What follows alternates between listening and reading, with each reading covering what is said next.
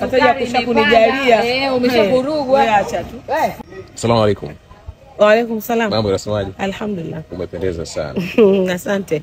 Mimi ni moja ya mashabiki wa kazi zako. Ndio. Na furahi pia kukuona kwenye upande wa filamu na unafanya vizuri sana. Ametamthilia Mke wa Bahmadi.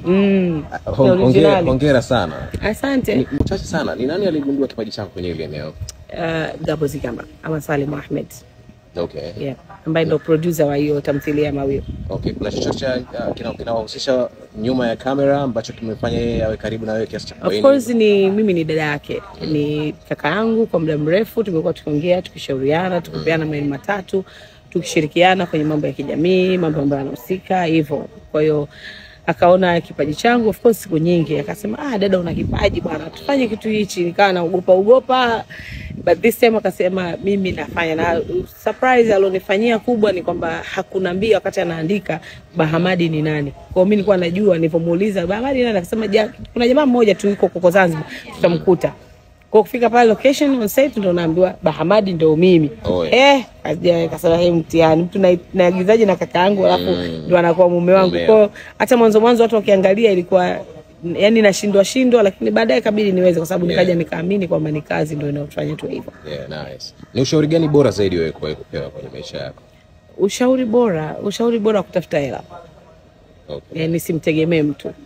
Tafuta hela, usiwe Mswahili, usiwe mtu wa kupenda maugomvi, usipende hichi, yani vitu vibaya. Kuwa mtu ambaye kwenye jamii utakuwa wanakuelewa, wanakusikiliza, wanakupenda. Kwenye jamii epuka sana mijadala mibovu, epuka sana maongezi machafu, epuka sana unapokuwa kwenye jukwaa kuongea kitu ambacho hakitowafurahisha wapenzi wako. Hivyo tu. Nice. Umekuwa kwenye industry kwa muda mrefu sana. Alhamdulillah. Unawavutia watu wengi sana na wengine umebadilisha maisha ya watu wengi vile vile. Lakini una upande wako wa pili ambao pengine watu wangependa kufahamu, especially wanakufuatilia. Ni vita gani kubwa ambayo unaipigana kwa sasa kwenye maisha yako? Kwenye maisha kwa kweli napigana na vita ya pesa tu.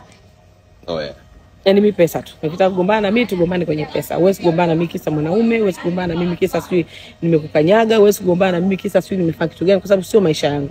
Yani mimi niko kwenye pesa tu. Nikitoka kwenye kuimba nimeingia kwenye msini, nikitoka kwenye msini nimeingia kwenye labda kufunda, nikitoka kufunda nimerudi pale nimepika, nikitoka pale yani hivyo. Yani waga sina nini nyingine zaidi ya hivyo. Okay, maneno mawili kwa binti ambaye anakutazama wewe kama kioo cha jamii. Anitazame kama kioo, lakini asifuate kila kinachoonekana katika mitandao ya kijamii. Sometimes mitandao ya kijamii inapotosha. Yani mtu anaweza kawa anaigiza na bilioni 50, lakini kweli kabisa ana shilingi 3500 which is hawezi hata kurudisha kama anadaiwa na mtu. Kwa hiyo kwa msichana ambaye ananitazama, kikubwa zaidi ni kufocus na kile ambacho anataka kufanya. Kama uko kwenye masomo, unasoma, basi endelea kufanya elimu.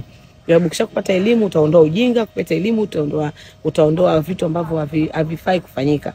Kikubwa ni hicho, lakini pia wasifuate sana kwenye mitandao ya kijamii. Wanachokiona kwenye mitandao ya kijamii, mtu anaweza kusema mimi unatumia shilingi ngapi, ukimuuliza mtu mimi natumia 500 kwa masaa mawili, milioni 10 sini, inamvuruga.